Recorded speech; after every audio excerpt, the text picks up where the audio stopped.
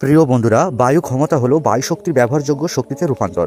উদাহরণ হিসাবে wind turbine, যার থেকে তড়িৎ শক্তি উৎপন্ন হয়; বায়ুকল, যেখান থেকে যান্ত্রিক শক্তি পাওয়া যায়; বায়ু পাম্প, যেখান থেকে জল পাম্পিং বা জল নিষ্কাশন বা পালযুক্ত জাহাজ ভাসতে সাহায্য করে। বিরাট উইন্ড ফার্ম বা বায়ুকল কারখানাগুলো শতাধিক বায়ু টারবাইনের যোগফলের সমান, যেগুলো তড়িৎ শক্তি উৎপাদনের সাথে যুক্ত থাকে। অফশোর বা সমুদ্র মধ্যবর্তী বায়ুকল কারখানাগুলো নিরবিচ্ছিন্ন ও ঘন ও শক্তিশালী বাতাস অনুভব করে, যেগুলো মাটিতে সংযুক্ত বায়ুকল থেকে আলাদা, যেগুলো ভূভাগ থেকে সহজে চাক্ষুষ করা না গেলেও গঠনমূলক খরচ অনেক বেশি। অনশোর বা উপকূল বায়ুকলগুলো উৎপন্ন করে তড়িৎ শক্তি, যেগুলো বিচ্ছিন্ন দ্বীপগুলোতে সেগুলো সরবরাহ করা হয়, এবং এক্ষেত্রে ছোট টারবাইন বা বায়ু টারবাইন যুক্ত থাকে, এবং অতিরিক্ত তড়িৎ শক্তি যেগুলো কোম্পানিগুলো ব্যবহার করে।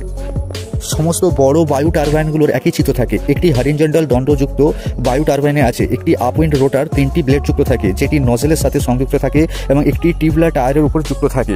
উইন্ড ফার্ম বা বায়ু কারখানাগুলিতে একটি টারবাইনগুলো যুক্ত থাকে ভোল্টেজ পাওয়ার কালেকশন সিস্টেমের দ্বারা, এবং সংযুক্ত তার দ্বারা সাবস্টেশনগুলিতে মধ্য বিভব